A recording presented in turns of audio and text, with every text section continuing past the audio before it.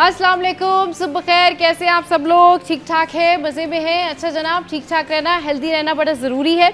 अच्छा, मुझे बहुत सारे ऐसे मैसेजेस आ रहे होते हैं रेमेडीज़ के हवाले से कि भाई आप लोग जो रेमेडीज़ बताते हैं बड़ी ज़बरदस्त होती है, तो ज़रूर आप अप्लाई किया करें वो रेमेडीज़। ज़रूर आप वो घर में उसको ऐसे ही एज़ इट इज़ फॉलो किया करें, उससे आपको होगा बहुत ज़्यादा फ़ायदा।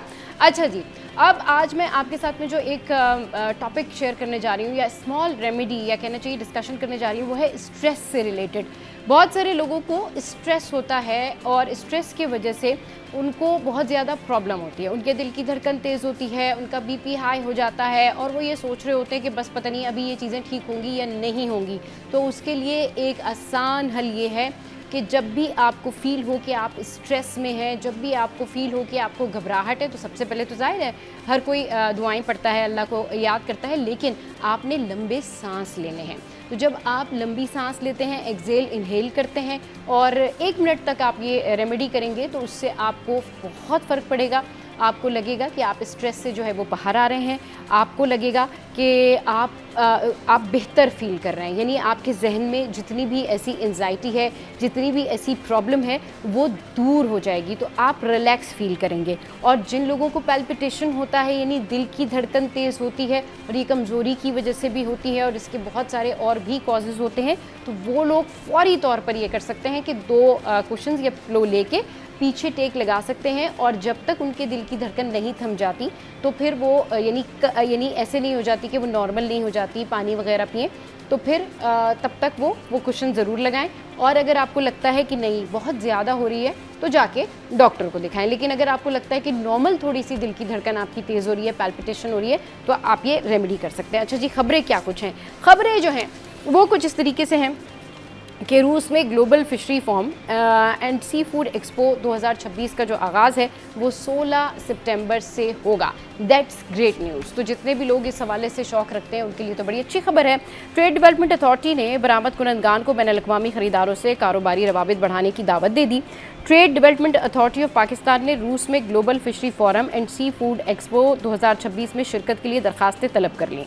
Global fishery forum and seafood expo 16 से 18 सितंबर 2026 तक सेंट पीटर्सबर्ग रूस में मुनक्किद होगी, जबकि नुमाइश में फ़िश प्रोसेसिंग, फ़िश फार्म्स, दरामद व बरामद, ट्रेड हाउसेस, रिटेल और होटलिंग शोबे से वाबस्ता इदारे शिरकत कर सकेंगे। एक्सपो में शिरकत के लिए दरखास्तें 20 जुलाई 2026 तक जमा कराई जा सकती हैं। सिर्फ पाकिस्तान ट्रेड पोर्टल पर रजिस्टर्ड कंपनीज़ को इंतखाब के लिए ज़ेर गौर लाया जाएगा। अच्छा जी, एक और ख़बर जो है वो है स्टूडेंट्स से रिलेटेड। और आए रोज़ इस तरह की खबरें जब सामने आती है ना, तो बड़ा ही अफसोस होता है, बड़ा ही दुख होता है। अब ये क्या मामला है जी? ये मसला है जामा कराची का। जामा कराची में 2 तलबा तंजीमों के दरमियान जो है वो तसादुम हुआ है। अच्छा जी, वज़ीर जामियात मोहम्मद इस्माइल राहू ने इस हवाले से सख्त नोटिस लिया है। वज़ीर जामियात ने वाइस चांसलर जामा कराची से वाक़े की जो फ़ौरी रिपोर्ट है वो तलब कर ली है। शफ़ाफ तहकीकात और ज़िम्मेदार अनासर के ख़िलाफ़ सख्त कार्रवाई की हिदायत की है। ज़ख्मी तलबा और असातिज़ा को बेहतरीन तिब्बी सहूलियात फराहम करने की हिदायत की गई है। जामियात में तशद्दुद, हंगामा आराई और कानून शिकनी बर्दाश्त नहीं की जाएगी। वाक़े में मुबैना तौर पर मुलविस 5 तलबा पुलिस के हवाले इस हवाले से तहकीकात जारी हैं। अच्छा जी, तलबा पर हमला करने वालों के ख़िलाफ़ बिला इम्तियाज़ कानूनी कार्रवाई होगी। वज़ीर जामियात का ऐसा कहना है। जामा कराची में अमन अमान, सिक्योरिटी और नज़्म व ज़ब्त मज़ीद मौसर बनाने की हिदायत की गई हैं। अच्छा जी, ये सारी सिचुएशन है जो हमने आपके साथ में शेयर की कि सिटी में क्या कुछ हो रहा है। और जामा कराची एक बड़ी जो है वो यूनिवर्सिटी है और वहाँ पर बहुत सारे तलबा और तालबात होते हैं। तो इस तरह के जब वाक़यात सामने आते हैं तो वाकई अफसोस होता है कि वो पढ़े लिखे स्टूडेंट्स हैं जिन्होंने आगे चल के भाग दौड़ संभालनी है बहुत सारे इंपॉर्टेंट शोबों की, और वहाँ आपस में जो है इस तरीके से तसादुम हो रहा है। ब्रेक लेते हैं, ब्रेक के बाद वापस आते हैं और फिर उसके बाद करेंगे ढेर सारी बातें।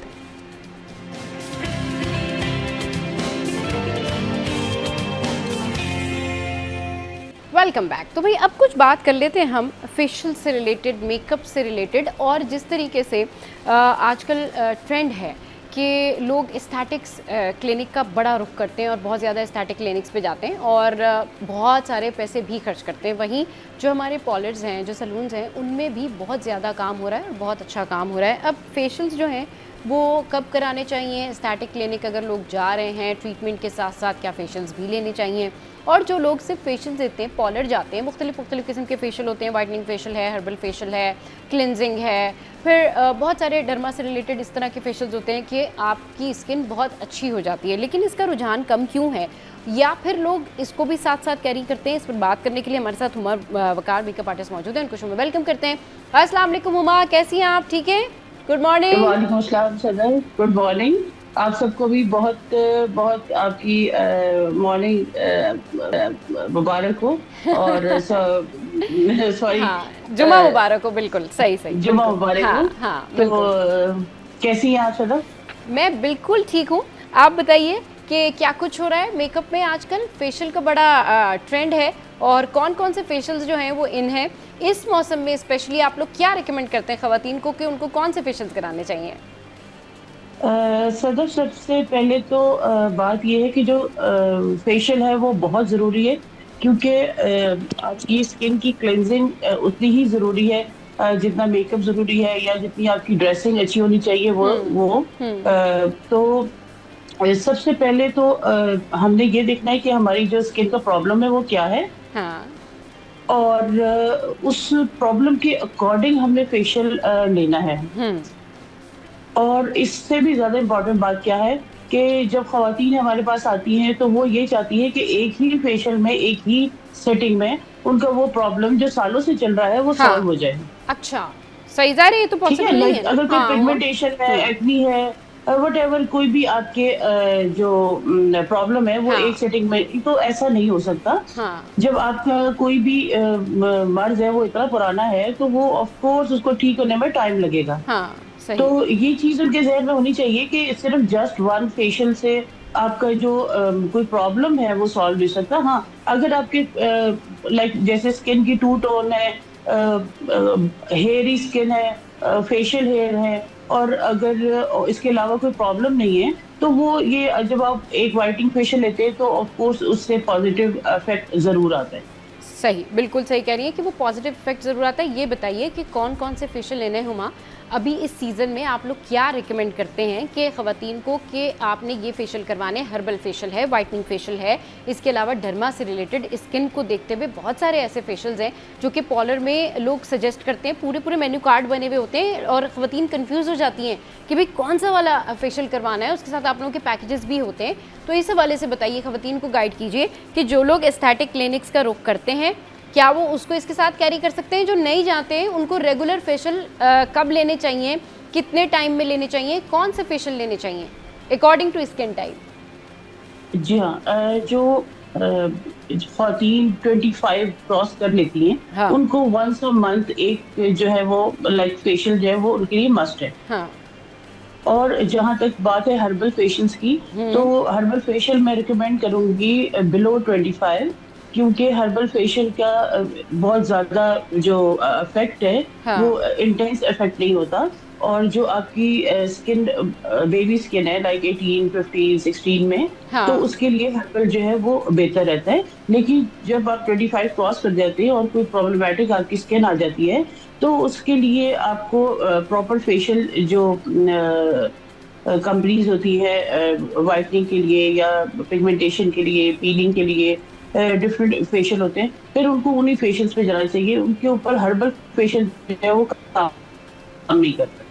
अच्छा, हर्बल फेशियल काम नहीं करता, ठीक है। तो इनके लिए क्या रिकमेंडेशन है, कौन से फेशियल इनको कराने चाहिए, और स्किन केयर किस तरह करनी चाहिए?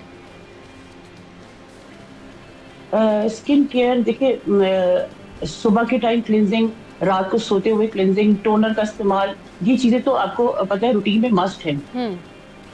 और अगर इसके अलावा उनकी कोई स्किन का प्रॉब्लम है लाइक एक्नी है, हाँ।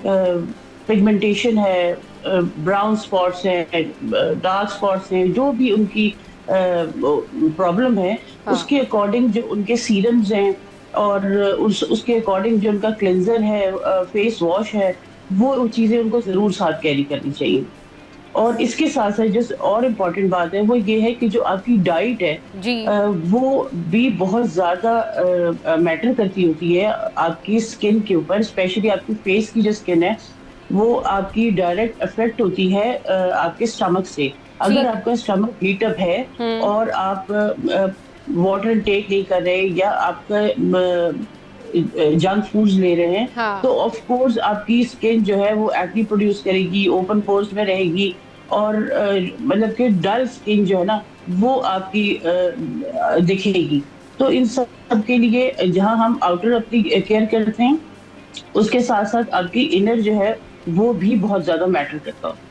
सही, वो भी बहुत मैटर करता है। अच्छा ये बताइए कि ओवरऑल स्किन केयर के हवाले से आपने बताया कि जो फेस वॉश यूज़ करते हैं वो प्रॉपर यूज़ करें, कितनी दफ़ा फेस वॉश करना चाहिए, स्किन केयर कैसे करनी चाहिए, होम रेमेडीज़ भी लोग साथ साथ कर रहे होते हैं, उसका तो कोई नुकसान नहीं होता कि आप हर्बल फेशियल करा के गए 2 दिन बाद फिर आप होम रेमेडी पे आ गए, तो ये चीज़ें इफेक्ट तो नहीं करती? देखिए, होम रेमेडी का मैं समझती हूँ कि सच कोई बहुत ज्यादा अगर इंटेंस वो कोई चीज नहीं यूज करे तो उसका कोई ऐसे साइड इफेक्ट नहीं होता। अच्छा। वो आपको पॉजिटिव ही देती है, लेकिन चूंकि उनका जो इम्पैक्ट होता है वो लॉन्ग लास्टिंग नहीं होता है। वो आपका 1 दिन रहेगा, 2 दिन रहेगा, लेकिन जब तक आपके केमिकल ऐड नहीं होते, जैसे फेशियल के प्रोडक्ट्स है उसमें ऐड हैं डिफरेंट, आपको बताए जो ये नाइसिनामाइड है, आपका हेलोरॉनिक है, इस तरह की जो एसिड है वो जब तक आप यूज नहीं करते हैं, हाँ। जो उसका इंटेंस जो है ना वो आपको इफेक्ट आता है, हाँ। और वो लॉन्ग लास्टिंग भी है। तो हर्बल के लिए मैं मना नहीं करूंगी, अपनी अकॉर्डिंग स्किन आप लेमन है, कुकम्बर है, लोग आइसिंग करते हैं ओपन पोर्स में, हाँ। और ये सब चीजें जो होम रेमेडी में यूज होती है वो अच्छा, उसका इफेक्ट अच्छा आता है, हाँ। लेकिन उसका इम्पैक्ट लॉन्ग लास्टिंग नहीं है।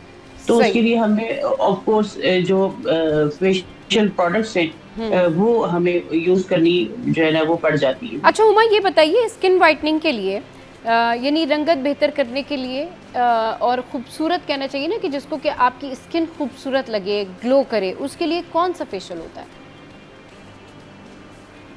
देखिए, फेशियल की अगर मैं प्रोडक्ट की बात करूं, कंपनीज की प्रोडक्ट बात नहीं, करूं, तो बहुत मैं आपसे वैसे नाम पूछ रही हूँ कि इसके लिए कौन सा फेशियल होता है, स्किन वाइटनिंग होता है, उसका तरीक़ाकार क्या होता है? हम प्रोडक्ट का नाम लिए बगैर भी उसका तरीक़ाकार डिस्कस कर सकते हैं। जी। जो भी आपका फेशियल प्रोडक्ट्स होती हैं, हाँ। उसमें जो बेसिकली जो मेन चीज होती है वो आपका फेस वॉश है, ठीक। आपका क्लेंजर है, ठीक। स्क्रब है, ठीक। टोनर है, हम्म। आपके ये वाइटनिंग इसमें सीरम और इम्प्यूल्स होते हैं, हाँ। वो होते हैं, और मसाज है आपका, और हाँ। उसके बाद लास्ट में आपका मास्क है। अच्छा। सही।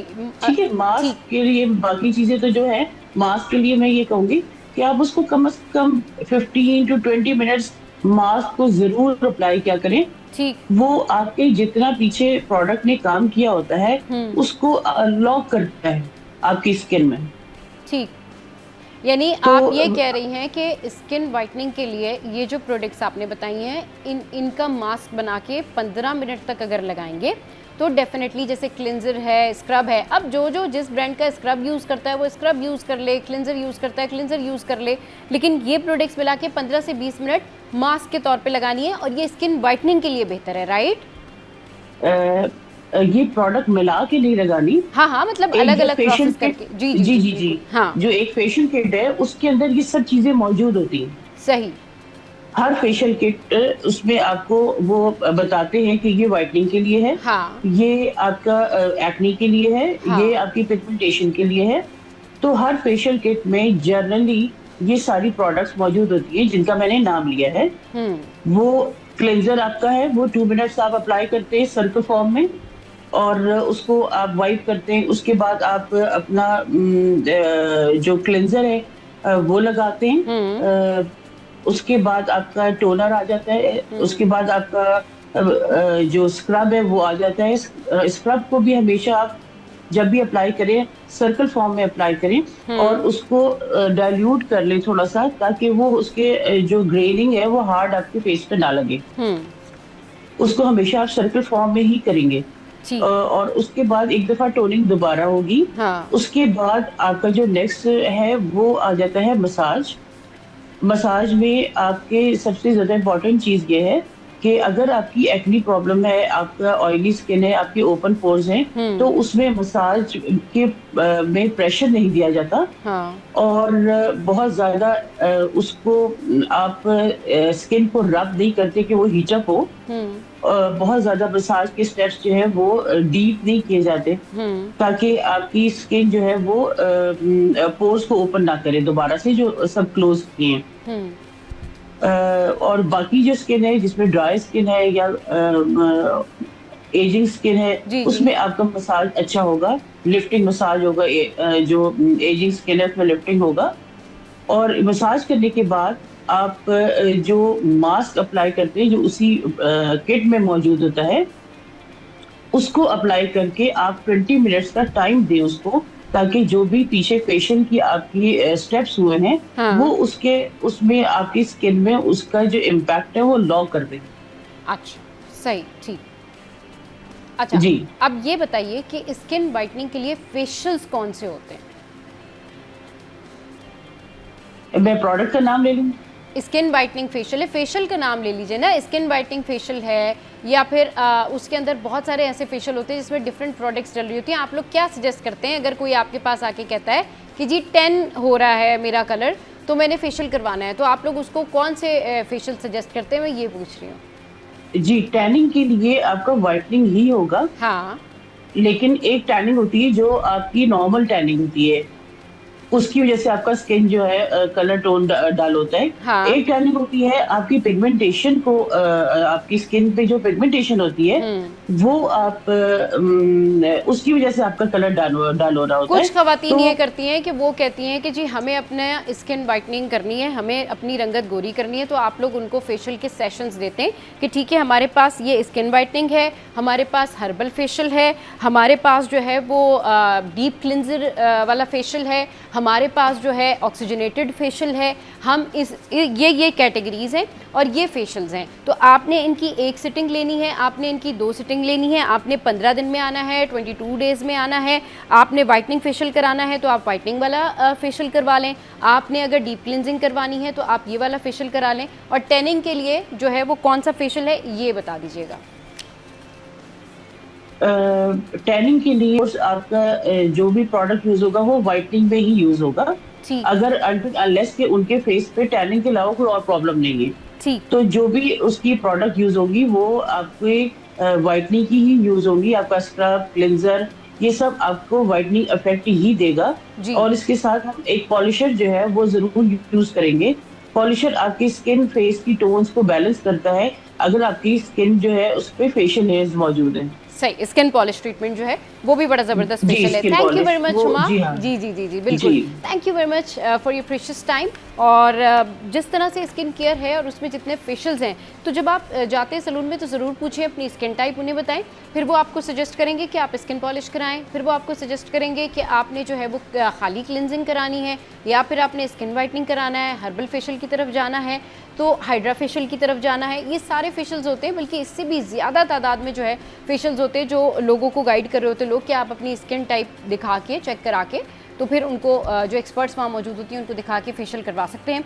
नॉर्मली ये जो साइकिल होता है ये 3 सिटिंग्स का होता है और इसमें आपने 3 सिटिंग्स लाजमी लेनी होती हैं। कुछ लोग आपको 1 महीने बाद बुलाते हैं, कुछ लोग आपको 15 दिन बाद बुलाते हैं। ये डिपेंड करता है कि आपकी स्किन की कंडीशन क्या है, उसकी टाइप क्या है, normal to oily, normal to dry, या फिर आपकी स्किन जो है वो नॉर्मल है, यानी तो उसके लिए वो उसी तरह के फेशियल सजेस्ट करते हैं। तो ज़रूर पार्लर जाएं, ये जो मौसम है इसमें ज़रूर फेशियल कराएं, ज़रूर अपनी स्किन टैनिंग को जो है वो दूर करवाएं और आप देखें आपको बड़ा अच्छा रिलैक्स फील होगा, क्योंकि इसमें एक तरह का आपका फेशियल मसाज भी होता है जो कि आपके फेशियल मसल्स के लिए बहुत ज़बरदस्त होता है। आपके जो फेशियल टाइटनिंग होती है नहीं, आपकी फेस टाइटनिंग भी हो जाती है और स्किन टाइटनिंग फेशियल भी होते हैं, वो भी आप करा सकते हैं। ब्रेक लेते हैं, ब्रेक के बाद फिर वापस आएंगे, फिर करेंगे ढेर सारी बातें।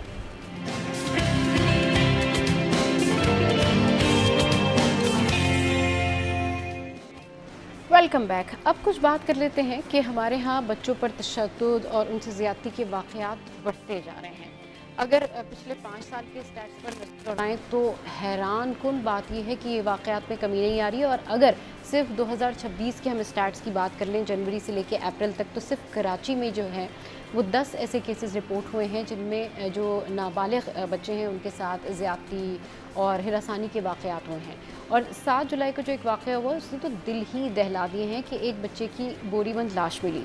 मसला ये है कि हम इसके ऊपर ये बात कर चुके हैं कि इसके लिए सज़ा क्या होती है और इसको रोकना चाहिए, बिल्कुल रोकना चाहिए। कुछ केसेस ऐसे होते हैं जो कि रिपोर्ट ही नहीं होते, और जो रिपोर्ट केसेस होते हैं उनके ऊपर फिर क्या सज़ाएं होती हैं इसके ऊपर हम बात कर चुके हैं। लेकिन जो लोग बच्चों को तशद्दुद का निशाना बनाते हैं, जो लोग इतने रिवेंजफुल होते हैं, जो लोग इतने क्रूल हो सकते हैं, जो लोग इंसानियत से आरी हो सकते हैं, उनकी जो ज़हनी हालत है वो क्या होती है? ये क्यों लोगों के पीछे पड़ जाते हैं, ये क्यों बच्चों के पीछे पड़ जाते हैं, ये क्यों किसी भी वजह से उनसे रिवेंज लेते हैं, अपनी ज़हनी हालत की वजह से, अपनी पर्सनल सेटिस्फेक्शन की वजह से, लोगों को तंग करके, लोगों को रुला के, बच्चों के साथ वालिदैन को तंग करके उनको कोई खुशी मिलती है, क्या इनका मेंटल बैकग्राउंड होता है? इस पर बात करने के लिए हमारे साथ जो हैं वजिया ज़फ़र मौजूद हैं, साइकोलॉजिस्ट हैं, उनको वेलकम करते हैं। अस्सलाम वालेकुम, welcome to the show, good morning, कैसी हैं आप, ठीक हैं? वालेकुम सलाम, good morning, thank you so much for inviting me. अच्छा जी, वजीहा, ये जो थ्योरी है इसको जितना भी पढ़ते जाएं, इसके ऊपर जितना भी रिसर्च करते जाएं तो मुख्तलिफ़ लोगों की मुख्तलिफ़ हिस्ट्री निकलती है। ये इतने जालिम कैसे हो जाते हैं? इनका क्या, इनकी जो जहनी हालत है वो क्या होती है कि ये इतने रिवेंज की तरफ चले जाते हैं? जी वजिहा, आपको आवाज़ आ रही है? नाउ आपको आवाज़ आ रही है वजीहा? वजीहा, आपको मेरी आवाज़ आ रही है? चलें, वजिहा को हम कनेक्ट करते हैं, रिकनेक्ट करने की कोशिश करते हैं। बात हो रही है उन लोगों के हवाले से जो कि ये जुर्म करते हैं, इनकी जो बैकग्राउंड है वो क्या होती है, इनकी जहनी हालत क्या होती है। ज़्यादातर तो लोग इसी बारे में बात करते हैं कि भाई ये ख़ुद ट्रॉमाटाइज़ होते हैं, इनका अपना बचपन जो है वो कॉम्प्लेक्सिटी में गुजरा होता है, ये ख़ुद किसी ट्रॉमा से गुजरे होते हैं, फिर ये रिवेंज लेने निकल पड़ते हैं, या फिर ये बहुत कोई तन्हा हो जाते हैं, या फिर इनकी जो ट्रीटमेंट है वो अर्ली ट्रीटमेंट नहीं की जाती। तो उस हवाले से बात करने के लिए वजिया ने भी ज्वाइन किया है। वजिहा, मैं ये पूछना चाह रही थी कि ये जो जितने भी ये क्रिमिनल्स होते हैं, स्पेशली जो कि बच्चों को तशद्दुद का निशाना बनाते हैं, जो बच्चों के साथ इस तरीके से इतना भयानक रवैया करते हैं, और ये मतलब ये माफ़ी के काबिल भी लोग नहीं होते, ये क्या केसेस होते हैं, इनकी जहनी हालत क्या होती है, किस वजह से ये इस नहज तक पहुँच जाते हैं? सबसे इम्पोर्टेंट चीज ये है कि ये तो हम सुनते आ रहे हैं कि ट्रॉमाटाइज होते हैं, पर्सनालिटी डिसऑर्डर्स होते हैं, राइट? लेकिन इनका एक बिलीफ सिस्टम होता है कि दे आर राइट। ये जो वजिहा की आवाज़ जो है वो, जैसे हम दोबारा से वजिहा को कनेक्ट करेंगे तो फिर हम उनसे बात करेंगे। बात सारी ये है कि आज हम जिस इशू पर डिस्कशन कर रहे हैं वो इशू ये है कि ये जो लोग होते हैं जो इतने क्रूल होते हैं, जो हम सुनते हैं कि ज़्यादती के वाक़यात हो रहे हैं, ये कौन लोग होते हैं। और इसमें जो एक फ़ैक्ट है वो फैक्ट ये है, एस्टॉनिशिंग फैक्ट ये, हैरानकुन फैक्ट ये है कि जब भी इस तरह के वाक़यात होते हैं तो इन लोगों का जो ताल्लुक़ होता है वो कोई ना कोई इनमें से कोई अपना निकलता है, या कोई ऐसा करीबी शख्स होता है जिसको आपकी फ़ैमिली के बारे में, आपके बच्चों के बारे में बहुत अच्छे से पता होता है कि जी उनका कहाँ आना जाना है, वो कौन सी शॉप पे जाते हैं, कहाँ जाते हैं। बात सिर्फ इतनी है कि ये ख़ुद ट्रॉमाटाइज़ होते हैं, या ये इनको कोई ये मुतमईन हो जाते हैं दूसरों को तकलीफ़ में देख के। तो इनकी जो जहनी हालत है, क्या बचपन से इनको ट्रीट नहीं किया गया, क्या इनको समझा नहीं जाता, तो इनको अगर उस तरीके से ट्रीटमेंट नहीं मिलती तो ये बाकी आके, अभी जिस तरह से वजिया ने कहा कि एक और फैक्टर भी है कि ये कहते हैं कि ये जो भी कर रहे हैं वो ठीक कर रहे हैं। तो जब आपको लगता है आप जो भी कर रहे हैं वो ठीक कर रहे हैं, तो यहीं से फिर आप अपनी जो ज़हनी हालत है उसको ज़रूर चेक किया करें कि क्या आप नार्सिसिज्म की तरफ तो नहीं जा रहे, आपकी पर्सनैलिटी नार्सिसिस्ट तो नहीं है, कहीं आपको लोगों को तकलीफ़ दे के अगर खुशी महसूस हो रही है तो ये डेंजर साइन है आपकी मेंटल हेल्थ के लिए, आपकी सेहत के लिए ये डेंजर साइन है कि ये आपका सेल्फ मुतमईन होता है किसी को तकलीफ़ दे के, तो आपको फ़ौरन दिखाना चाहिए डॉक्टर को। आपको फ़ौरन, आपके इर्द गिर्द अगर आपको ऐसे लोग नज़र आते हैं जिनके अंदर इस तरह की चीज़ें हैं कि वो दूसरों को तकलीफ़ में देखकर खुश हो रहे हैं, दूसरों के लिए कुछ प्लान कर रहे हैं, दूसरों के हवाले से कुछ कर रहे हैं, तो ज़रूर उनके बारे में बात करें, ज़रूर उनका चेकअप कराएं, ज़रूर उनकी मेंटल हालत दिखाएं। अच्छा, अब हम बात कर लेते हैं फैमिलीज़ के हवाले से। फैमिलीज़ कहाँ नेग्लिजेंस दिखाती हैं? फैमिलीज़ की नेग्लिजेंस ये होती है कि वो हर किसी पे ट्रस्ट कर लेती हैं। अब आपने ट्रस्ट किस तरह से कर लिया कि अब आपको लगता है कि जी ठीक है, अब आपकी फैमिली में आपके फैमिली मेम्बर्स भी हैं, यानी वो फैमिली मेम्बर्स जो कि दूर के फैमिली मेम्बर्स होते हैं, और आपका एक महल्ला पड़ोस भी है, इसके अलावा आपके वो करीबी लोग भी हैं जो कि आपको जानते हैं, आपके बारे में जानते हैं, उनको इन्फॉर्मेशन होती है कि आप क्या कुछ करते हैं, और फिर उसके बाद वो चीज़ें प्लान करते हैं।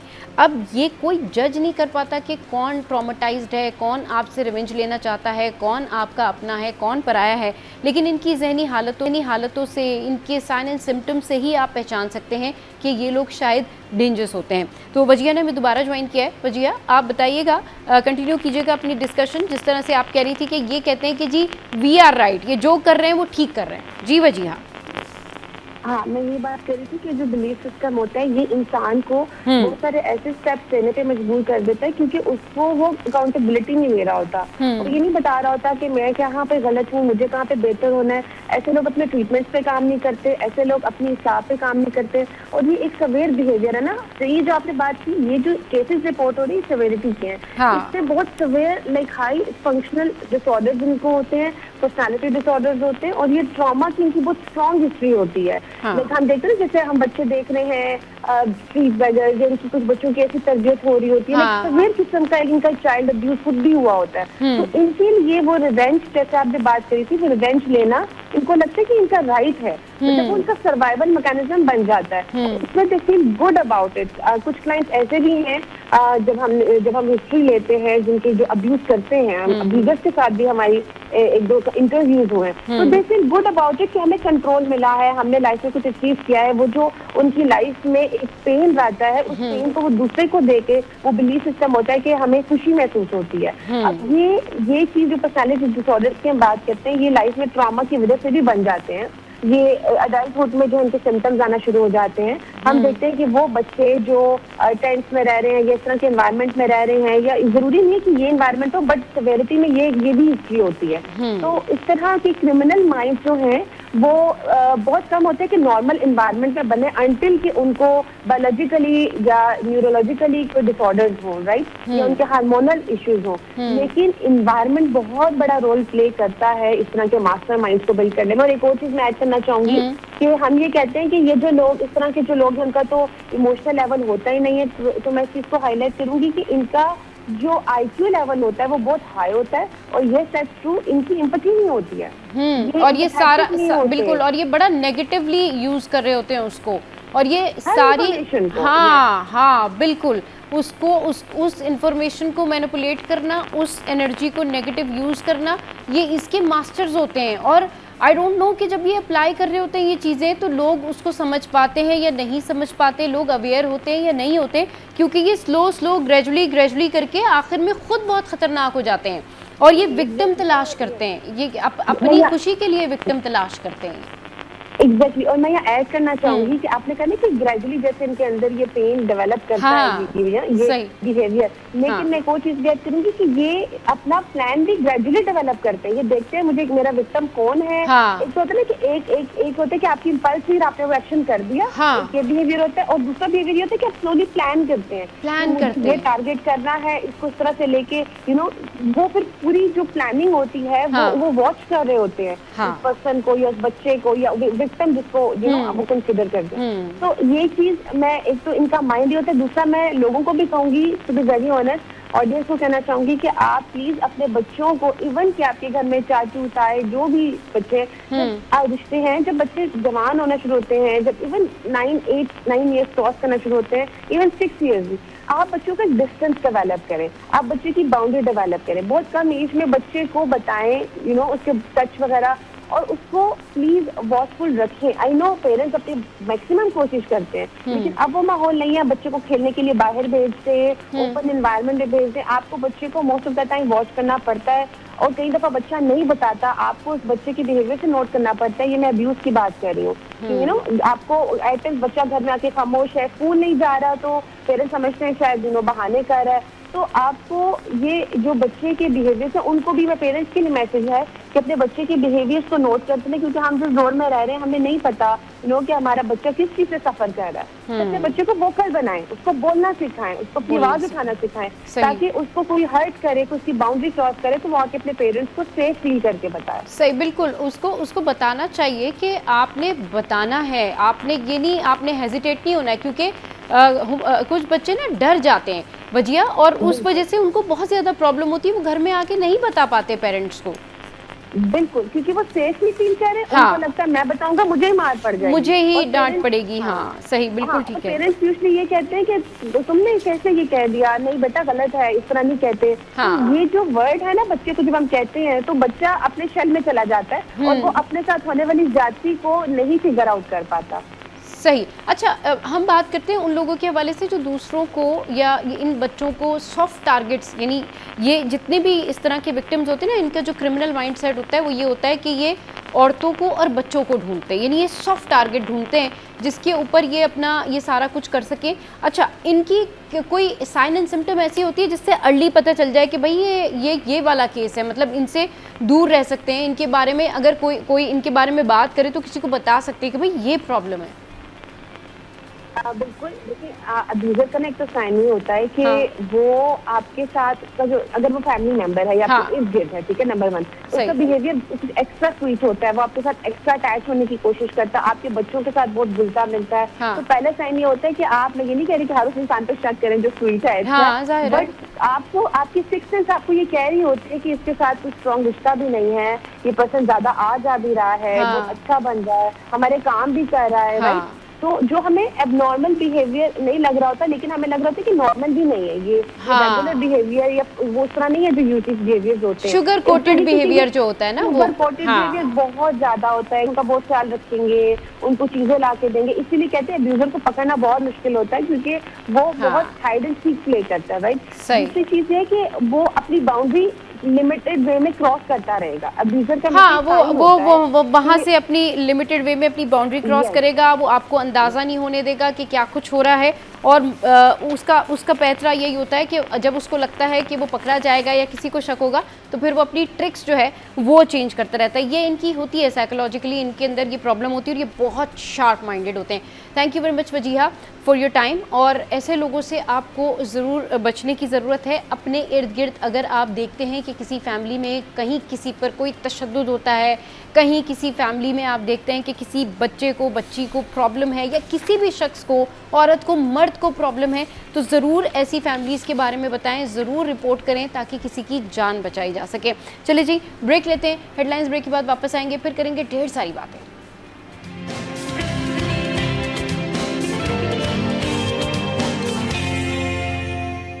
Welcome back. भाई अब कुछ बात कर लेते हैं उन पेरेंट्स के हवाले से जो अभी तक इस बात से परेशान हैं कि अब छुट्टियां हैं और बच्चों के लिए क्या एक्टिविटी तलाश की जाए, क्योंकि पूरा घर सर पे उठाया होता है इन बच्चों ने। और पेरेंट्स की जिस तरीके से शिकायतें आती हैं और पेरेंट्स जिस तरीके से बताते हैं कि भाई कोई एक्टिविटी बता दें, बच्चों के लिए कोई पॉजिटिव चीज़ बता दें। अच्छा, ये जो छुट्टियाँ होती हैं ना, समर वेकेशंस, ये यकीन करें बच्चों के लिए इतना बेहतरीन मौका होता है खेलकूद का भी और सीखने और पढ़ने का भी, लेकिन वो इसको शायद गेमिंग में ज़ाया कर देते हैं या फिर वो इसको दिन रात खेलकूद में ज़ाया कर देते हैं। लेकिन अगर किसी के बच्चे ऐसे हैं, कुछ फैमिलीज़ ऐसी होती हैं जहाँ पर बहुत ज़्यादा डिसिप्लिन होता है और जब समर वेकेशंस होते हैं तो बड़े डिसिप्लिन के साथ वो एंजॉय भी करते हैं और अपनी पढ़ाई पर भी तवज्जो देते हैं। मतलब वेकेशंस का मतलब ये नहीं होता कि आप पढ़ना छोड़ दें, लोग इसके अंदर बच्चों को जो है वो कैब के कोर्स करा रहे होते हैं, इसके अलावा बहुत सारी लैंग्वेजेस के ऊपर फोकस करा रहे होते हैं। इस पर बात करने के लिए जो है सरवत नसीम शाह ने हमें ज्वाइन किया है, उनको शो में वेलकम करते हैं। अस्सलाम वालेकुम Sarwat, welcome to the show. कैसी हैं आप? जी वालेकुम सलाम। कैसी हैं आप Sarwat? Thank you for having me. बिल्कुल ठीक ठाक अल्हम्दुलिल्लाह। अच्छा सरवत, ये बताइए कि अच्छे आइडियाज़ बताइए कि जो बच्चों की छुट्टियां हैं वो अच्छे तरीके से कंज्यूम हो, पेरेंट्स भी ज़रा कम परेशान हो। शरारतें तो होंगी लेकिन शरारतों के साथ साथ कोई पॉजिटिव उनके अंदर चीज़ें भी ऐड हो जाएं, कोई वोकैब वगैरह, लैंग्वेज एंड ऑल दैट, कोई मज़े की एक्टिविटी ऐसी जो उनके काम भी आए। जी, बिल्कुल। समझ इस वक़्त बहुत ज़्यादा परेशानी है पेरेंट्स को, क्योंकि 1 महीना गुज़र चुका है हाँ, और उन्होंने किसी ने प्लान नहीं की थी, तो वो भी परेशान है कि घर जो है वो सर पे उठा के रखा हुआ है बच्चों ने। हाँ, और जिन्होंने प्लानिंग की थी उनका भी 1 महीने का राउंड जो है वो ख़त्म हो चुका है समर कैंप का, और जो उनकी 4 वीक्स की समर कैंप थी वो ख़त्म हो गई है। तो ज़ाहिर है अब फिर दोबारा से वो साइकिल शुरू हो रहा है कि अब बच्चे परेशान हैं, वो पूरे दिन कोई स्केड्यूल्ड एक्टिविटी नहीं है और बच्चे ज़ाहिर है परेशान होते रहते हैं, बोर होते रहते हैं, फिर एक-दूसरे से उलझते हैं, फिर हाँ, कोई घर में ऐसी शरारतें होती हैं जिसकी वजह से पेरेंट्स परेशान हो जाते हैं। तो हाँ, बिल्कुल इसमें जो समर कैंप है या कोई एक्टिविटीज़ है या प्लानिंग है, इसका बहुत बड़ा रोल होता है। हाँ, वैसे तो हम शुरू से एडवोकेट कर रहे थे कि आप पहले से तैयारी करें, बच्चों के साथ बैठ के प्लान करें कि इस समर में आपने क्या अचीव करना है। लेकिन अब ज़ाहिर है आधी समर गुज़र चुकी है, अब हमारे पास तकरीबन 1 महीना और बाकी है। हुँ, अभी का जो मौसम है और जो अब बारिशों की एक्सपेक्टेशन है, तो आई फ़ील 2-3 चीज़ें हम ज़्यादा कर सकते हैं। आउटडोर चीज़ों पे अभी हम फ़ोकस कर सकते हैं, क्योंकि गर्मी उतनी नहीं है जितनी जून में थी। तो थोड़ी अब आउटडोर एक्टिविटीज़, पहले हम रिकमेंड कर रहे थे कि इंडोर एक्टिविटीज़ पे ज़्यादा फ़ोकस करें। अब लर्निंग जो है ना सिर्फ़ किताबों से नहीं होती, सिर्फ़ घर के अंदर बैठ के नहीं होती, क्लासरूम में बैठ के नहीं होती। कराची के अंदर, दूसरे शहरों के अंदर बहुत सारे ऐसे म्यूज़ियम्स, ऐसी जगह हैं जहाँ बच्चे जाके विज़िट करके बहुत कुछ सीख सकते हैं। तो ये मैं पेरेंट्स को अर्ज करूंगी कि अब आप थोड़ा सा ट्रैवल का और जो ये आउटडोर वाली चीज़ें हैं इनको भी एक्सप्लोर करना शुरू करें और इन जगहों पे बच्चों को लेकर जाएं और उनकी इनफॉर्मल लर्निंग के ऊपर भी फोकस करें। सही बिल्कुल लर्निंग्स के ऊपर फोकस करना चाहिए। अच्छा, आपने मुख्तलिफ जगहों का ज़िक्र किया, इनको प्लीज़ एलिब्रेट कीजिए, कहाँ-कहाँ लेके जाया जा सकता है बच्चों को? जी, जैसे मैं कराची के हवाले से एग्जांपल हाँ, दे देती हूँ। ऑफ कोर्स सब अपने शहरों में उसको जी, फिर जी, बिल्कुल, अप्लाई कर हाँ, सकते हैं। हाँ, जैसे कराची में एक बहुत बड़ा ज़ू है, तो अब सबसे अच्छा तरीका अब ये होता है कि आप कहीं भी जा रहे हैं, आप थोड़ी-सी उसके ऊपर इंटरनेट पे सर्च कर लें कि वो जगह कहाँ है, उसकी हिस्ट्री क्या है, उसको वो कब बनी थी, वहाँ पे क्या-क्या कुछ है, तो एक एक्साइटमेंट क्रिएट होती है कि बच्चे वहाँ जाएँ। इसी तरह ग्रुप्स में एक्टिविटी प्लान करें, तो ज़ू में जाने में ये है कि अकेले उतना मज़ा नहीं आता जितना ग्रुप में मज़ा आता है। तो अब अगर आप ज़ू जाएँ, तो क्योंकि हमने बचपन में ज़ू देखा था, तो हमारे लिए हर दफ़ा इतनी एक्साइटमेंट नहीं होती थी। लेकिन आजकल जो बच्चे हैं, उनको मतलब zoo can be a good attraction for them और एक लर्निंग एक्सपीरियंस हो सकता है। पेरेंट्स मिलके थोड़ी-सी प्लानिंग करें कि हम उनको क्या दिखाएँगे, इन एनिमल्स के बारे में क्या इन्फॉर्मेशन देंगे, किस एज ग्रुप को क्या चीज़ें देंगे। तो ये ज़ू का विज़िट बहुत ज़्यादा एक एनरिचिंग हो सकता है। इसी तरह म्यूज़ियम्स हैं, पाकिस्तान में नेशनल म्यूज़ियम है, कराची में नेशनल म्यूज़ियम है, इसके अलावा स्टेट बैंक का एक म्यूज़ियम है, एक मैग्निफिसेंट साइंस है, साइंस म्यूज़ियम है। तो अपने बजट के हिसाब से, कन्वीनियंस के हिसाब से हम इस तरह की चीज़ें चूज़ कर सकते हैं। ये फुल डे एक्टिविटीज़ हैं, समझे बच्चे जाएँगे तो वो पूरा दिन वहाँ का जो विज़िट करेंगे, उससे बहुत कुछ सीखेंगे। बल्कि जब वापस आएँ तो उनको एक राइटिंग एक्टिविटी दी जा सकती है कि उसके ऊपर अपना ब्लॉग लिखें, अपना एसे लिखें, अपनी एक अकाउंट लिखें कि हमने क्या वहाँ लर्न किया और क्या-क्या देखा। अपनी तस्वीरों से तस्वीरें डाल के एक अपना ब्लॉग बना लें। कैनवा पे बड़ा अच्छा ब्लॉग बन जाता है आजकल अपने ट्रैवल का। तो ये बच्चों की अपनी मेमोरीज के लिए बहुत अच्छा रहेगा। इसी तरह फूड, मतलब अगर फैमिली बाहर जा रही है तो फूड स्ट्रीट्स कराची में बहुत ज़्यादा हैं, तो ये हाँ, एक फन प्लस लर्निंग एक्सपीरियंस हो सकता है। तो इस तरह की चीज़ों को एक्सप्लोर करें जिससे फैमिली बॉन्डिंग भी हो हाँ, और लर्निंग भी साथ-साथ हो। सही लर्निंग्स भी हो। अच्छा, पेंटिंग एंड ऑल दैट, ये भी बड़ी ज़बरदस्त एक्टिविटी है। शॉर्ट कोर्सेज़ भी होते जी, हैं जी, पेंटिंग के। आर्ट तो हाँ, जी, क्रिएटिव म्यूज़िक आर्ट एंड है क्राफ्ट और पेंटिंग है, इस तरह की चीज़ें। जी, बिल्कुल। देखिए आमतौर पे मैं पिछली दफ़ा भी हमारी यही बात हुई थी कि स्कूल्स में हाँ, एकेडमिक्स पे ज़्यादा फ़ोकस होता है, हर स्कूल में आर्ट पे उतना फ़ोकस नहीं होता। तो जिन बच्चों को आर्ट का शौक है या वो कोई क्रिएटिव चीज़ एक्सप्लोर करना चाहते हैं, ज़रूरी हाँ, नहीं होता कि बच्चे को सिर्फ ड्राइंग या पेंटिंग ही करनी हो, हाँ, क्राफ्ट बहुत सारे तरह के होते हैं। लाइक मेरे बेटे ने अभी मतलब समझे आप कार्डबोर्ड कटआउट करके उसको एक मॉडल चाहिए था, वो उसने कार्डबोर्ड, फोम और लेदर से वो मॉडल बनाया। तो वो एक कन्वेंशनल उसमें नहीं आता कि मैं किसी जगह पे उसको साइन अप कराऊं, लेकिन अगर हम मटेरियल प्रोवाइड करेंगे बच्चों को, इतनी वीडियोस इस वक्त यूट्यूब पे मौजूद हैं, तो वो भी एक बहुत अच्छा तरीका है कि बच्चे कोई चीज़ उनको बनानी है तो अब उसको एक्सप्लोर करें, क्रिएटिवली ढूंढें उसका सोल्यूशन। घर में रखी हुई चीज़ों से वो उन चीज़ों को बना सकते हैं जो कि उनके अभी जहन में है या वो किसी को एक्सप्लेन करना चाह रहे हैं। तो हाँ। उसका मॉडल या प्रोटोटाइप वो अपने घर में फालतू चीज़ों से रिसाइकिल करके बना सकते हैं। सही, और ये बड़ा ज़बरदस्त आइडिया होता है। अच्छा, ये जो क्रिएटिविटी होती है ना, ये अगर बच्चों के अंदर डेवलप हो, ऑलरेडी पेरेंट्स इस हवाले से बात करें, आर्ट्स के हवाले से बात करें, हिस्ट्री के हवाले से बात करें, तो बहुत सारी ऐसी चीज़ें हैं जिनमें आप अपना टाइम स्पेंड करते हैं और आपको बहुत अच्छा लगता है। इनफैक्ट प्लांटेशन है, अगर आप इन छुट्टियों में अपने बच्चों को प्लांट्स के हवाले से बताएं, एक एक प्लांट की मुख्तलिफ जो है वो इम्पोर्टेंस बताएं, स्पीशीज़ बताएं कि कितने प्लांट्स होते हैं, या हिस्ट्री बताएं कि कितनी कितनी कैसी पर्सनैलिटीज़ थी, किन किन की खिदमात क्या हैं, या आप इंटरनेशनली उनको ये सारी चीज़ें बताएं कि इंटरनेशनल वर्ल्ड में कितने कितने इवेंट हुए, कितने कितने इंसिडेंट हुए। आई स्टिल रिमेंबर हम लोगों की जब समर वेकेशंस होती थी तो मेरे पेरेंट्स हमेशा मुझे पढ़ाते थे, बताते थे कि जी ठीक है 2 घंटे तो आपके पढ़ाई के हैं, चाहे छुट्टियां हैं, जो भी है, खेल कूद है वो अलग है, आपने साइकिलिंग करनी है, आपने कोई स्पोर्ट्स करना है, उसका टाइम अलग है, लेकिन जनरल नॉलेज का टाइम अलग है, आपने आपके लर्निंग्स का टाइम अलग है, इंग्लिश लैंग्वेज का टाइम अलग है, आपने जो भी एक्टिविटी करनी है उसके टाइमिंग्स थे। और बड़ी अच्छी छुट्टियां गुजर भी जाती थी। फिर हम खाला के घर भी रहने जाते थे, मामू के घर भी रहने जाते थे, नानी के यहाँ भी जाते थे। बिल्कुल बिल्कुल मजे भी बहुत करते अच्छी थे। बात की है सबा। असल में ये जो स्केड्यूल है ना, दैट रियली रियली हेल्प्स, क्योंकि असल में होता ये है कि स्कूल जैसे ही बंद होता है हमारे बच्चों का स्केड्यूल बिल्कुल आउट हो जाता है, उनके पास कोई टाइम टेबल नहीं होता फॉलो करने के लिए, जिसकी वजह से फिर वो बोर भी होते हैं, परेशान होते हैं, कोई अचीव नहीं हो पाती चीज। तो सबसे अच्छा तरीका यही है कि एक प्लानर पे हमारे पास रेडी हो के हमें क्या अचीव करना है, हम छुट्टियों के एंड तक क्या अचीव करना चाहते हैं, फिर उसको छोटे छोटे नगेट्स में डिवाइड कर दें, तो बच्चों के ऊपर बर्डन भी नहीं पड़ेगा, उनको 6-7 घंटे स्कूल की तरह पढ़ाई भी नहीं करनी पड़ेगी, और थोड़ा टाइम पढ़ाई पे रहेगा तो जाहिर है जब वो वापस स्कूल जाएंगे तो उनको एक एज मिलेगा, they won't have forgotten everything, और उनको जो ब्रेक आया है उससे नुकसान नहीं होगा। तो ये बहुत अच्छा एक मशवरा है कि बच्चों की पढ़ाई को भी थोड़ा सा साथ इंटीग्रेटेड रखें छुट्टियों में। बिल्कुल ही ऐसा ना कर दें कि किताब और कॉपी जो है वो बिल्कुल जो है आउट हो जाए उनके स्केड्यूल में। बिल्कुल ये नहीं होना चाहिए, क्योंकि अगर 12 आवर्स हैं आपके पास तो उसमें से 2 से 3 घंटे आपका स्टडी टाइम होना चाहिए, चाहे आपकी छुट्टियां हो या नहीं हो। अब ये आपका शौक है कि आप स्टडी क्या करें, मतलब what are you studying.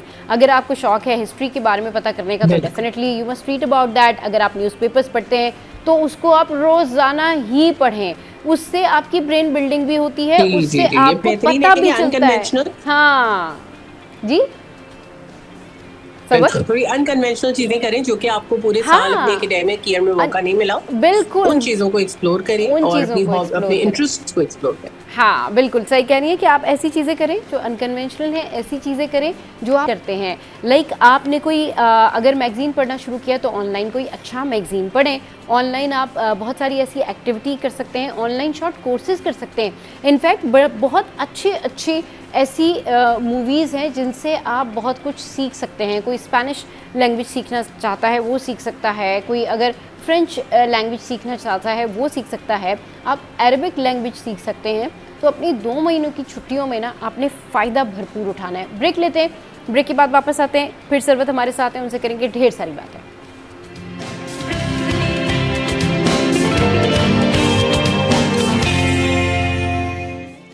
Welcome back. तो समर वेकेशंस के वाले से बात हो रही है कि बच्चों के लिए क्या कुछ किया जा सकता है। बच्चों के लिए ये गोल्डन टाइम पीरियड होता है जिसको उन्होंने अच्छे से कंज्यूम करना है, लेकिन खेल कूद में, और अब तो क्योंकि फुटबॉल के मैचेस हैं तो जाहिर सी बात है सारे बच्चे, आप देखें, आप सोशल मीडिया देखें तो कितने ज़्यादा ऐसे आपको रील्स नज़र आएंगे जिसमें बच्चे आपको रोते हुए नज़र आएंगे कि जी मेसी ने क्या कर दिया, तो रोनाल्डो का क्या हो गया। फिर बहुत सारी ऐसी चीज़ें हैं जिसके ऊपर आपको उनकी क्यूट हरकतों पे हंसी भी आ रही होती है, और आप ये सोच भी रहे होते हैं कि नहीं ठीक है, आप भी क्रिकेट लवर हैं, और जब क्रिकेट में आपके साथ कुछ होता है तो वाकई उतना ही पेन होता है जितने फुटबॉल लवर्स को भी होता है। लेकिन बहरहाल बैलेंस करना बड़ा ज़रूरी है।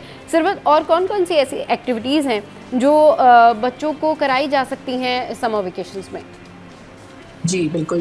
तब आप जो कह रही है इससे मुझे एक और चीज़ का ख्याल आया, जो कि हम जैसे अभी बात कर रहे थे कि लैंग्वेज सीखी जा सकती है, इसी तरह इंस्ट्रूमेंट सीखे जा सकते हैं। कोई आपको स्पोर्ट में इंटरेस्ट है तो उसमें ज़रा थोड़ा ज़्यादा टाइम लगा के उसको एक्सेलेंस की तरफ ले जाया जा सकता है। इसी तरह एक और चीज़ है कि बच्चों की मेंटल हेल्थ के ऊपर ये बड़ा अच्छा टाइम है जिस पर फोकस किया जा सकता है। जो आपने फुटबॉल की बात की, लेकिन जब गेम्स होते हैं या स्पेशली जब एग्जाम्स आते हैं तो स्ट्रेस लेवल और हैंडलिंग और कोपिंग जो है ना बच्चे की, वो ऑब्वियस होती नजर आती है। तो जो बच्चे बहुत ज्यादा ये दिल बर्दाश्ता हो रहे होते हैं अपने फेवरेट प्लेयर के हारने पे, तो ये इस वक्त ये भी बहुत सारी चीजें हमें नजर आ रही होती हैं बच्चों की, उनकी पर्सनालिटी जो है वो बहुत ज्यादा निकल के बाहर सामने आ रही होती है स्पेशली गेम्स में। तो यहाँ पे थोड़ा सा पेरेंट्स को ऑब्जर्वेशन का मौका मिलता है और उन बच्चों की कोपिंग मैकेनिज्म्स को डेवलप करने का भी मौका मिलता है। तो जहाँ हम इतनी फिजिकल हेल्थ के ऊपर काम कर रहे होते हैं, वहाँ बच्चों की मेंटल हेल्थ के ऊपर भी इस मौके पे काम करना चाहिए। Summer is a good time जब आप ये मॉडलिंग डेवलप कर सकते हैं, बच्चों को ऑब्जर्व कर सकते हैं, वो डिफरेंट चीज़ों में कैसे रिएक्ट करते हैं। कहीं उनका रिएक्शन अगर बहुत इमोशनल रेगुलेशन नहीं है, बहुत ओवर रिएक्शन है, तो वहाँ पे बात करने की ज़रूरत है, उनको कोई इंटरवेंशन की ज़रूरत है। तो इन सारी चीज़ों को ऑब्जर्व करने के लिए भी समर बहुत अच्छा टाइम है। बहुत अच्छा टाइम है। और आपने जिस तरह से कहा ना कि वो जब ये मैचेस देख रहे होते हैं उसके बाद जब रिएक्शन आ रहा होता है तो वहाँ से जज भी हो जाते हैं कि भाई किसके नर्व्स कितने स्ट्रॉन्ग हैं, कौन क्या चीज़ जो है वो झेल सकता है। उस हवाले से फिर अपने बच्चों को जो है वो आपने उनकी तरबियत देनी है। उस हवाले से बच्चों को आपने बताना है कि नहीं भाई, लाइफ में अप्स एंड डाउन्स आते हैं, जीत हार होती है, लेकिन इसका मतलब ये नहीं है कि आप दिल बर्दाश्ता हो जाएं। चलिए ठीक है, आपकी फेवरेट टीम हार गई, रोना तो वाकई आता है सरवत। मतलब आप भी अगर कोई स्पोर्ट्स पसंद करती हैं, कोई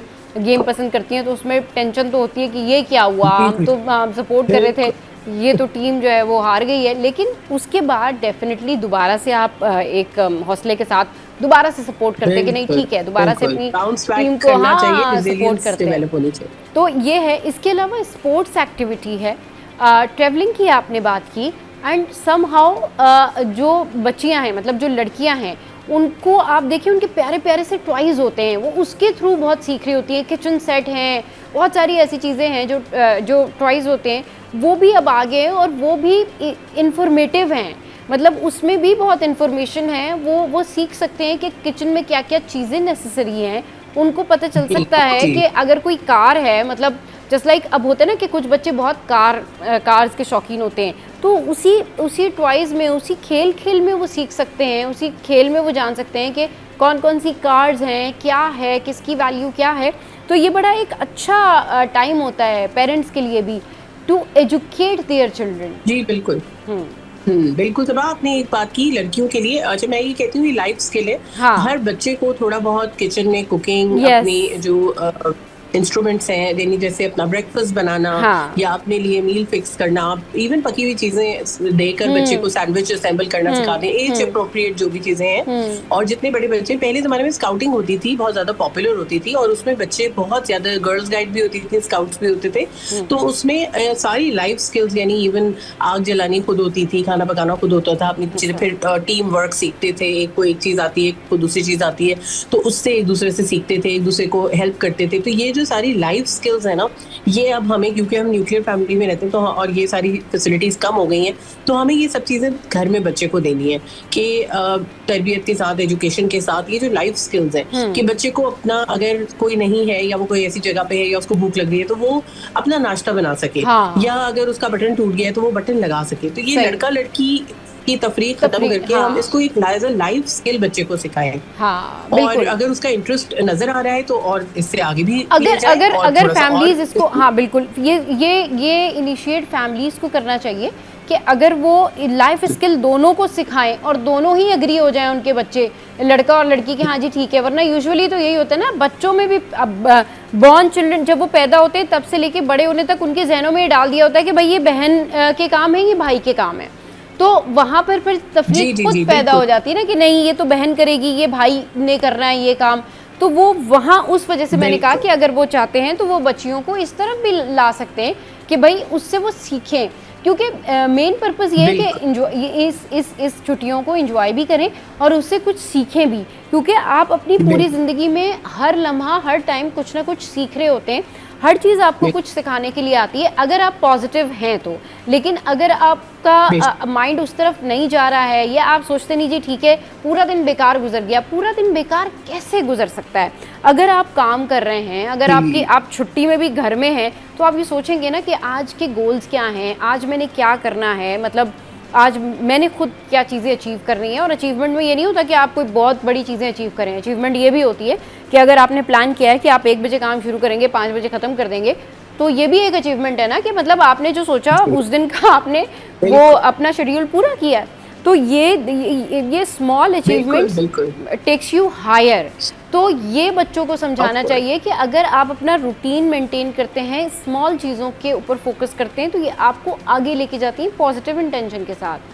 जी बिल्कुल बिल्कुल सबा, बहुत जबरदस्त बात है। असल में एक और इससे फायदा ये होता है पेरेंट्स को कि आजकल जो हर पेरेंट को शिकायत है कि बच्चे स्क्रीन के ऊपर ज्यादा टाइम गुजारते हैं, फिजिकल एक्टिविटी में कम होते हैं। तो जितना हम उन्हें नई एक्टिविटीज, मटेरियल्स, इंडिपेंडेंस देंगे, फिजिकल एक्टिविटीज में एंगेज करेंगे, स्पोर्ट्स बाहर लेकर जाएंगे, टूरिज्म कराएंगे, विजिट्स करवाएंगे, तो उनको रियल वर्ल्ड से ज़्यादा कनेक्शन उनका बढ़ेगा और उनका स्क्रीन टाइम भी कम होगा। अच्छा, और स्कूल शुरू होने के बाद हाँ। उनको ज़्यादा हेल्प मिलेगी कि वो स्क्रीन को कंट्रोल कर सकें। अच्छा सरबत, मैंने एक चीज़ नोटिस की है, वो कहते हैं ना कि तरबियत बहुत काउंट करती है। ऐसा कैसे पॉसिबल है कि एक बच्चा जो है वो फ़ोन के ऊपर, मतलब एक बच्चा है वो बैठा हुआ है, वो स्क्रीन टाइम उसका ज़्यादा है, वो अपने फ़ोन पे है, रील्स देख रहा है, दोस्तों से बातें कर रहा है, और उसके जो वालिद है या उसके जो फैमिली है वो जाके टेनिस खेल रही है, वहीं उसके सामने वो फुटबॉल खेल रहे हैं या वो कोई फिज़िकल एक्टिविटी कर रहे हैं। ये ऑब्वियस है कि वो उठ के जाएगा, उनको ज्वाइन करेगा, लेकिन जब सारा ही घर फ़ोन पर लगा रहेगा तो वो जाहिर सी बात है वो सीखेंगे भी ऐसे ही। बिल्कुल बेशक। ये भी एक पैंडेमिक है इस वक्त, तो हाँ। इसके ऊपर अलग से बात करने की जरूरत है कि what is happening is not the child fault, और ये हम एज अ सोसाइटी इस पे डैमेज कर रहे हैं। बिल्कुल, सोसाइटी डैमेज कर रहे हैं। कितना ज़रूरी है पेरेंट्स को भी खुद अपने आप को ग्रूम करना।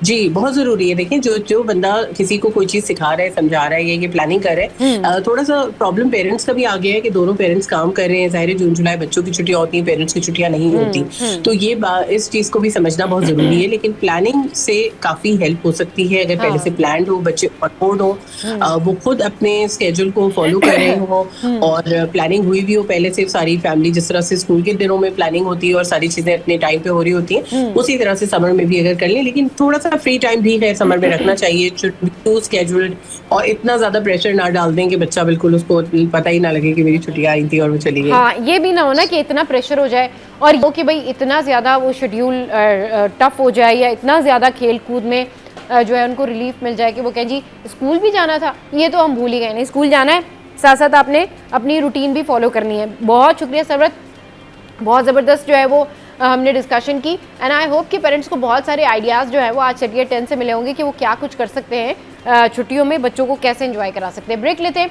ब्रेक के बाद वापस आएंगे, फिर एक और पर्सनैलिटी हमें ज्वाइन करेंगी, उनसे बात करेंगे।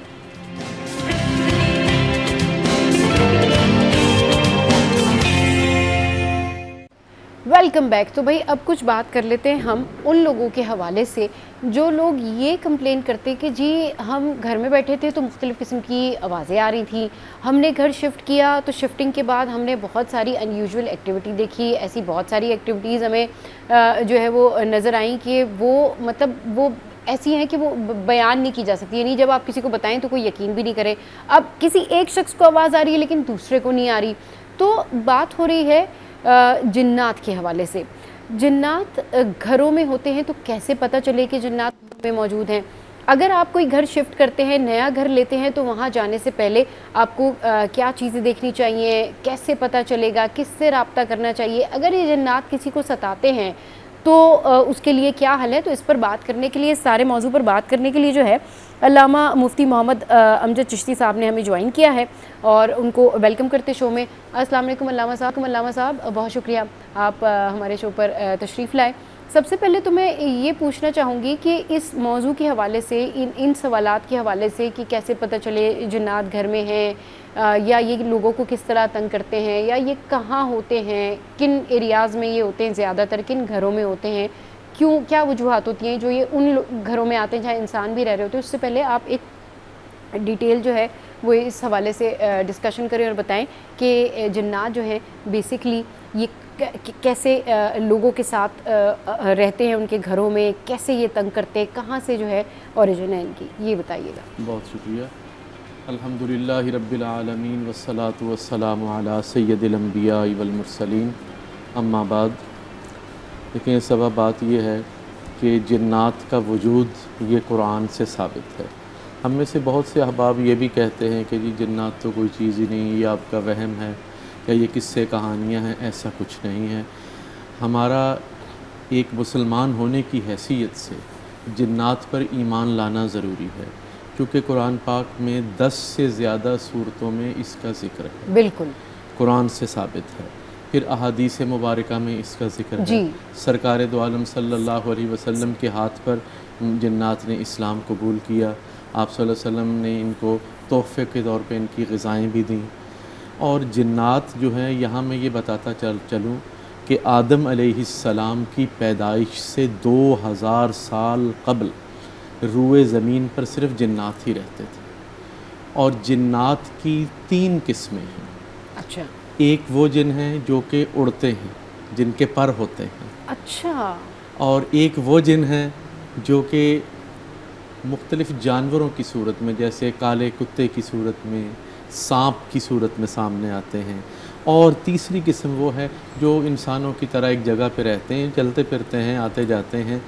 लेकिन यहाँ एक और बात ये है, बड़ी ज़बरदस्त बात, कि जिन्नात ने अल्लाह ताला से एक चीज़ मांगी थी, वो ये थी कि या अल्लाह हम नज़र ना आए, क्योंकि रूए ज़मीन पर इंसानों से ज़्यादा जिन्नात हैं, हमसे ज़्यादा। अच्छा और हो सकता है यहाँ हमारे पास भी हों, लेकिन इस वक्त हमें नज़र नहीं आ रहे। तो ये चीज़ मांगी थी कि या अल्लाह हम इंसानों को नज़र ना आए। चाहे दुनिया में ये मामला जो है जिन्नात के साथ है कि वो नज़र नहीं आएंगे, और जन्नत में मामला ऐसा होगा कि इंसान जिन्नात को नज़र नहीं आएंगे। वो इससे जो है अपोजिट है आगे चल के। और ये सारी वो बातें हैं जो सही अहादीस और कुरान से साबित हैं। इस वक्त हम सिर्फ वो बात कर रहे हैं, क्योंकि पूरी दुनिया में हमारी बात इस वक्त सुनी जा रही है, तो इसलिए हम वो बात कर रहे हैं। अब हम आते हैं उस बात की तरफ जो आपने अभी पूछी कि हमें पता कैसे चलेगा कि यहाँ जिन्नात हैं। जी अच्छा, बाज़ औक़ात ऐसा होता है कि गैर मामूली हरकत, क्योंकि आम मामूल से हट कर होती हैं, आम चीज़ों से हट के होती हैं, उससे जो है इंसान को ये पैदा होता है ख़दशा कि कहीं कोई और चीज़ तो नहीं, कोई अलग मखलूक तो नहीं।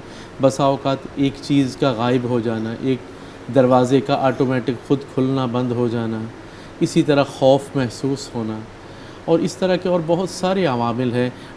डर लगना, या ऐसा कि कोई गला दबा रहा है, ऐसे ख्वाब आना बाज़ औक़ात, तो ये जिन्नात की अलामात होती हैं। और जिन्नात जो हैं वो इंसान में खून की तरह गर्दिश कर सकते हैं। हज़रत सफ़िया बिनते हई रज़ी अल्लाह ताला अन्हा से ये रिवायत है, सही बुखारी की रिवायत है, कि आपने फ़रमाया कि सरकार दो आलम सल्लल्लाहु अलैहि वसल्लम से मैंने सुना है, आपने फ़रमाया कि जिन्नात इंसान में खून की तरह गर्दिश करते हैं। तो यहाँ तक इंसान के ये करीब हैं, तो इससे कहाँ इंसान भाग सकता है। अच्छा, यहाँ पर एक और बात भी है कि इंसान जिस तरह मुख्तलिफ़ मज़ाहिब से ताल्लुक़ रखते हैं, मुसलमान भी हैं और दीगर मज़ाहिब से भी इंसान का ताल्लुक़ है, इसी तरह जिन्नात का ताल्लुक़ भी मुख्तलिफ़ मज़ाहिब के साथ है। इनमें बड़े बड़े नेक लोग भी हैं, अल्लाह वाले भी हैं, हाफिज़ कुरान भी हैं, आलिम भी हैं, इस बाअमल लोग हैं। इसी तरह इनमें बद से बद भी हैं। अच्छा, इन जिन्नात की एक किस्म है शैतान। शैतान सिर्फ़ वो जिन्नात हैं जो इब्लीस की नस्ल से हैं।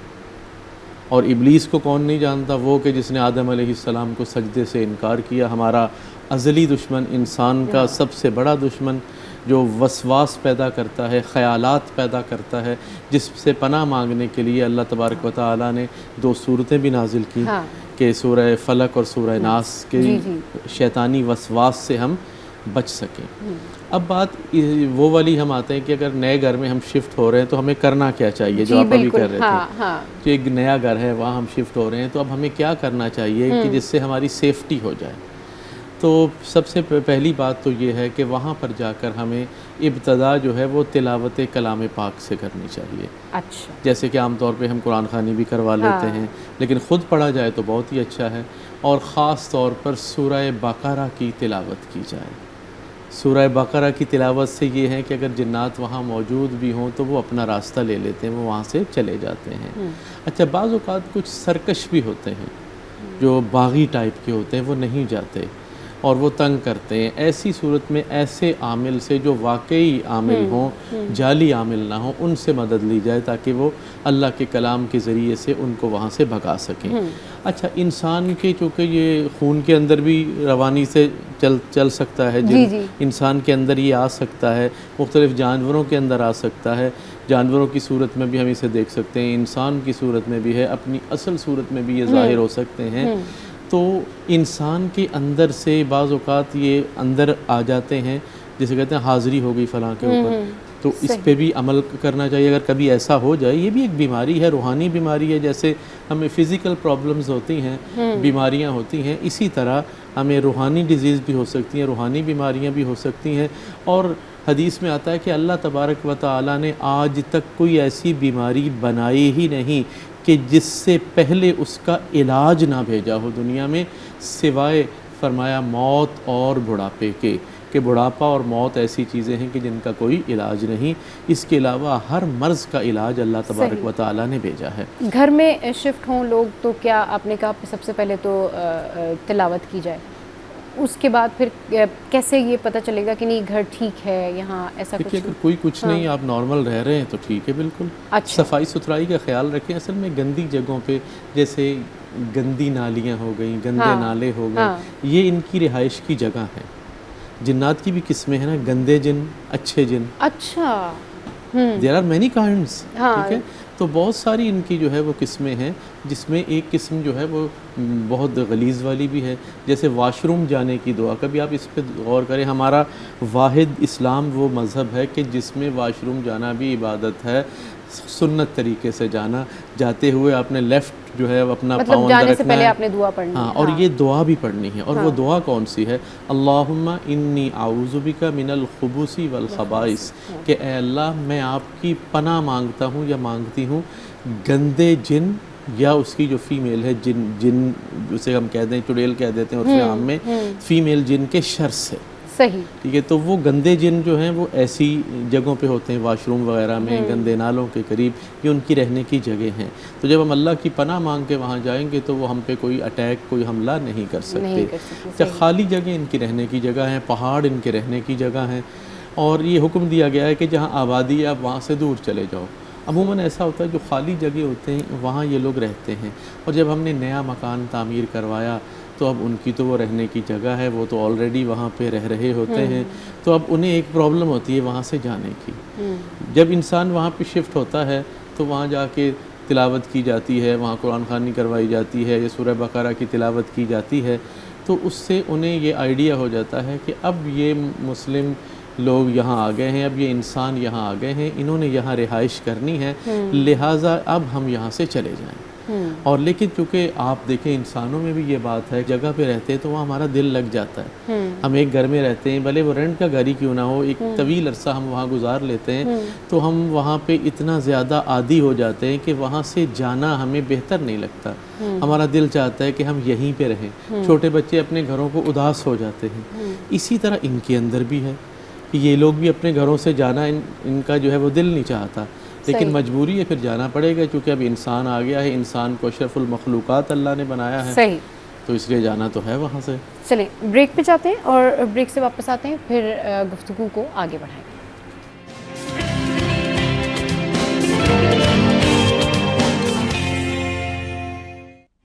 Welcome back. तो हम बात कर रहे हैं जन्नात के हवाले से। अच्छा, बहुत सारे सवालात ऐसे आते हैं जिसमें लोगों ने हमसे पूछा हुआ होता है, तो वही सवालात मैं ज़रूर अल्लामा साहब के सामने रखूँगी और उनसे पूछूंगी ताकि आपके मसाइल का जो हल है वो निकल सके। कि भाई उन्होंने बता दिया कि अगर आप शिफ्ट हो रहे हैं तो भाई आप वहाँ जाएँ, घर में तिलावत करें, सुकून से रह रहे हैं तो रहते रहें, कोई ऐसा इशू नहीं है। अब इसमें क्या होता है कि आपस में लोग इतनी ज़्यादा बात कर रहे होते हैं इस हवाले से, तो कुछ लोग वहम का भी शिकार हो जाते हैं। ऑब्वियसली कुछ लोगों के घर में ये प्रॉब्लम होती है कि जन्नात होते हैं, वहाँ पर वो उनको तंग करते हैं, लेकिन सबके साथ ये मसला नहीं होता, और बहुत सारे लोग जो है वो किसी वहम का शिकार होके भी इस तरह की बात कर रहे होते हैं। या फिर घर में अगर दो फैमिलीज़ रह रही हैं, जॉइंट फैमिली सिस्टम भी है, तो उसमें हो सकता है कि कोई एक शख्स ऐसे कर रहा हो, दूसरे को पता नहीं हो कि उससे कोई चीज़ कहीं उठा के रख दी और फिर वो कहे जी चीज़ नहीं मिल रही, या कोई उनकी ऐसी इंपॉर्टेंट चीज़ थी जो खो गई है। लेकिन इवेंचुअली लोगों के साथ अल्लामा साहब ये होता है कि उन्होंने कोई चीज़ अगर कहीं किसी जगह पर रखी है तो वो कहीं और से मिलती है या नहीं मिलती है।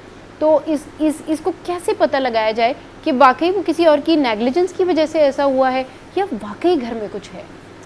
कि इसका आसान इलाज सरकार दो आलम सल्लल्लाहु अलैहि वसल्लम ने हमें बता दिया। हमें आयतुल कुर्सी पढ़नी चाहिए, जैसे सोने से पहले या वैसे भी घर में हैं तो हमें आयतुल कुर्सी और मुअव्वज़तैन चारों कुल जो हैं ये पढ़ के अपने ऊपर दम कर लेना चाहिए। अच्छा, आयतुल कुर्सी की फ़जीलत ये है कि अगर हम इसको पढ़ लेते हैं तो अल्लाह तबारक व तआला फ़रिश्ता जो है निगहबानी पे छोड़ देते हैं कि इस बंदे की आप निगहबानी करेंगे। और आयतुल कुर्सी ऐसी चीज़ है कि हज़रत उमर रज़ी अल्लाह तआला अन्हु ने शैतान से लड़ाई की, जिनसे आपने बाकायदा कुश्ती की, जिसे हम कहते हैं रेसलिंग की, और उसमें आपने उसे जो है गिरा दिया। और किस चीज़ से? आपने जो है आयतुल कुर्सी से, और उससे पूछा कि तुम लोग सबसे ज़्यादा किस चीज़ से डरते हो, तो वो कहने लगा कि हम लोग आयतुल कुर्सी से डरते हैं कि ये ऐसी चीज़ है कि ये हमें तबाह बर्बाद कर देती है। सही। तो उनके बारे में तो अल्लाह के नबी का इरशाद है कि जिस गली से उमर गुज़र जाए वहाँ से शैतान नहीं गुज़रता।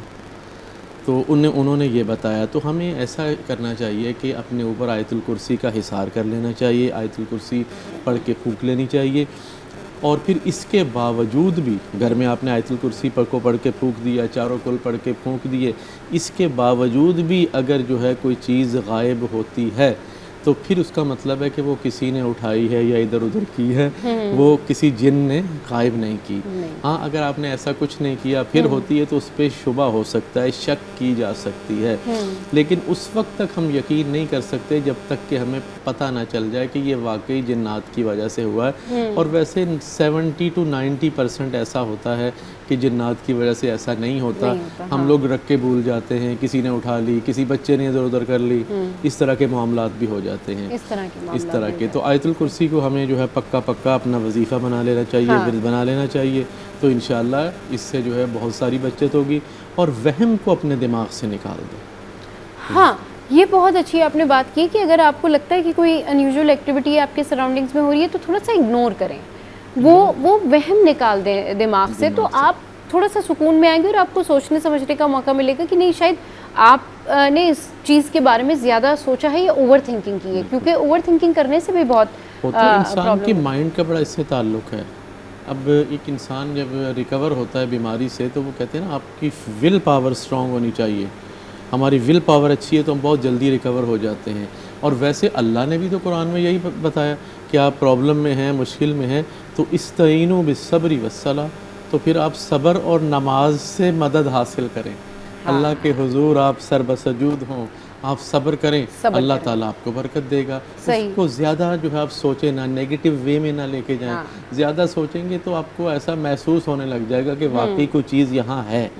बाज़ औक़ात ऐसा होता है, और बल्कि 70 to 90% ऐसा ही होता है। ओवर थिंकिंग होती है कि आपने ज़्यादा सोच लिया, आपको ऐसा ही लगने लग गया, वरना ऐसा नहीं होता। जिन्नात इतने भी वो नहीं, शहरों में, इन आबादियों में इतने ज़्यादा जिन्नात नहीं होते, वीरानों में समझ में आता है। या किसी पे कोई स्पेशल अटैक हो गया, बाज़ औक़ात ऐसा होता है कि इंसान स्पेशल आशिक अटैक होते की हैं। जो आपने बात की कि किसी पे जिन ने कोई स्पेशल, ये क्या वजूहात होती हैं, ये कौन लोग होते हैं, और फिर किस तरह से ये इनका इलाज होता है, इसका तरीक़ाकार क्या है इलाज? इसमें जो हमें पता चला अहादीस की रोशनी में, वो ये है कि बाज़ औक़ात इंसान पर जिन्नात आशिक हो जाते हैं। अच्छा। और वो आशिक हो जाते हैं तो उस वजह से वो चाहते हैं कि हमें इस चीज़ से मोहब्बत है तो ये हमें हासिल हो जाए, तो फिर वो उसके करीब आते हैं। अच्छा। तो ऐसे में वो तो एक स्पेशल अटैक है। हाँ। तो बाज़ औक़ात तो ये होता है कि मुस्लिम जिन्नात होते हैं, बाज़ औक़ात गैर मुस्लिम जिन्नात होते हैं, ऐसा भी होता है। बाज़ औक़ात वो तंग भी करते हैं, तो वो एक स्पेशल अटैक है, उसका पता चल जाता है। अल्लाह ताला से दुआ यही करनी चाहिए कि अल्लाह ताला हमें हर आफत, हर बला और इस तरह की तमाम नागानी आफतों और मुसीबतों से बचाए। आमीन सुम आमीन। दुआएं मांगते रहें। मैं हमेशा यही बात कहती हूँ कि दुआएं मांगें, सब्र करें, इससे बड़ी कामयाबी आपके लिए कोई नहीं है, क्योंकि जब आप सब्र कर लेते हैं ना तो फिर अल्लाह आपके साथ होता है, और सब्र करने वालों के साथ अल्लाह होता है। तो फिर आपकी सारी परेशानियाँ आप अल्लाह के हवाले कर दें, और फिर आप ये सोचें कि बस अल्लाह तो है ना, अल्लाह देख रहा है, अल्लाह जो है वो सब ठीक कर देगा। बहुत शुक्रिया अल्लामा साहब, आप हमारे शो पर आए और आपने इतनी ज़बरदस्त यहाँ पर गुफ्तगू की। आज के शो से फ़िलहाल इतना ही। आज का शो कैसा लगा ज़रूर बताइएगा हमारी सोशल साइट पर। एक दूसरे का ख्याल रखें, इर्द गिर्द जो आपके लोग हैं उनका ख्याल रखें, हंसते रहें, मुस्कुराते रहें। Keep watching city at 10।